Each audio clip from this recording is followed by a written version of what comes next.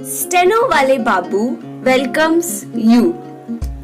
Shorthand dictations in male and female voice from all sources like magazines, speeches, and editorials at various speeds up to 120 WPM for various departments like SSC, DSSSB, CRPF, Delhi Police, etc.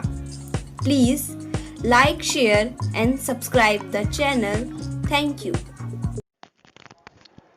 Exercise number 14.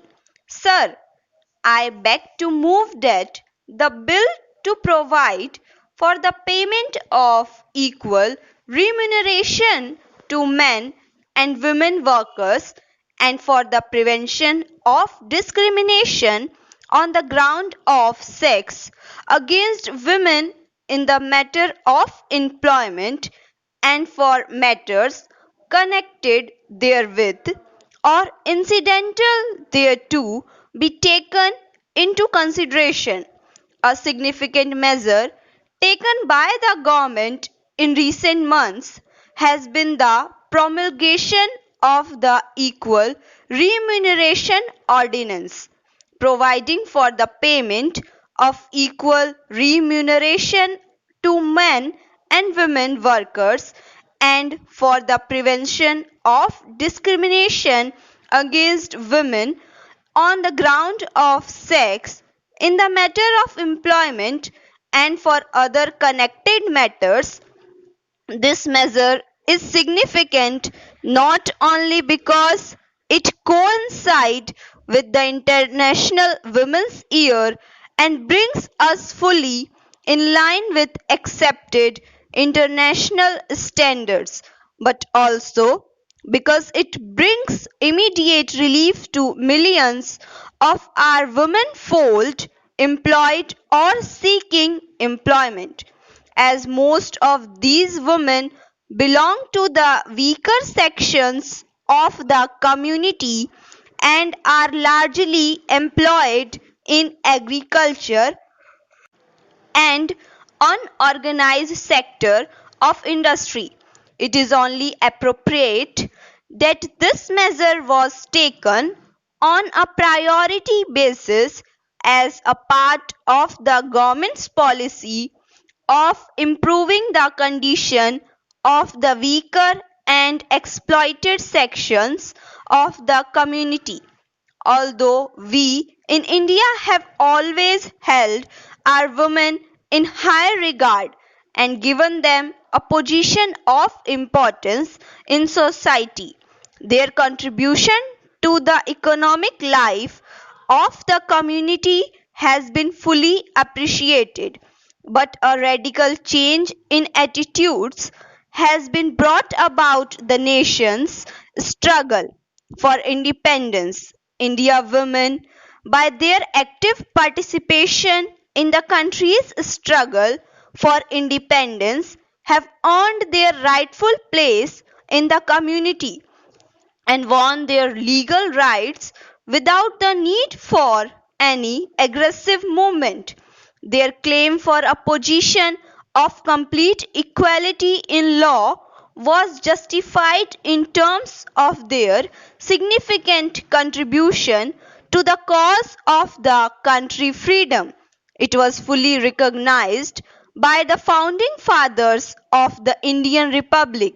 The Indian Constitution provides the right of equal opportunity for employed men and women without distinction. Article 15 of the Constitution prohibits any discrimination on grounds of sex, and Article 39 of our Constitution of India envisaged that the state shall direct its polity, amongst other things, towards securing that there is equal pay for equal work for both men and women. India also ratified the International Labour Organization Convention concerning equal remuneration for women. The Act does not specifically provide the wages to be paid to men and women workers should be equal.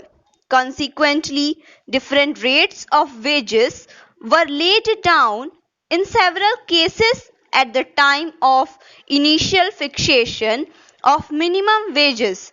Besides, there is no restriction on the fixation of different rates of wages for women and men in the sectors not covered as a result of bipartite or tripartite negotiations or arbitrations. Awards could be different for men and women for similar jobs.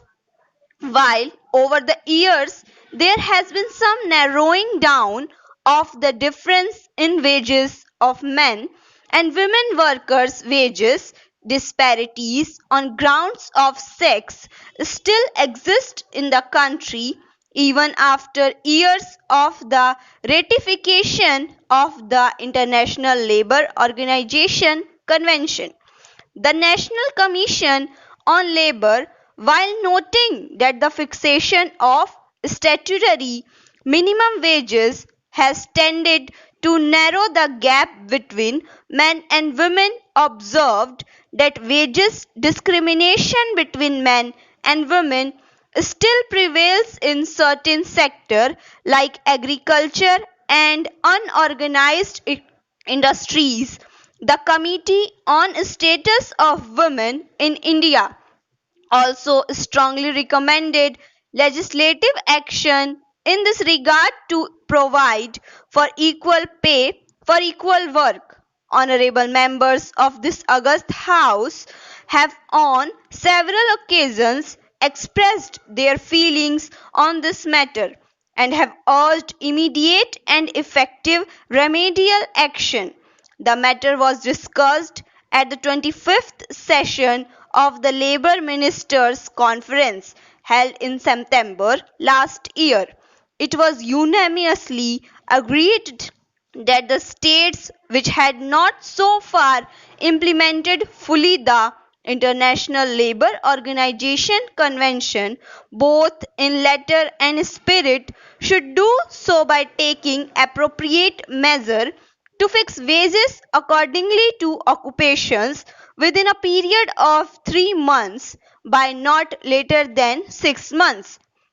It was also suggested that statutory provision may be made to prevent bipartite agreements fixing different wages rates for men and women workers, to give effect to the constitutional provision as well as ensure stricter conformity to the International Labour Organization Convention.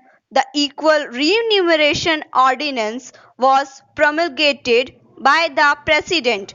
It was much needed and overdue measure designed to benefit a large number of women labor, and it was felt that any delay in promulgating the ordinance would affect adversely the interest of women workers.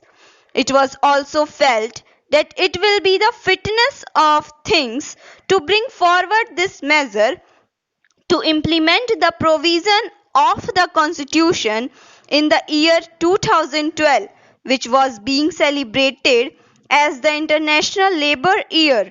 It is proposed to replace the ordinance by an act of Parliament, so the bill was introduced in the Rajya Sabha. Thank you.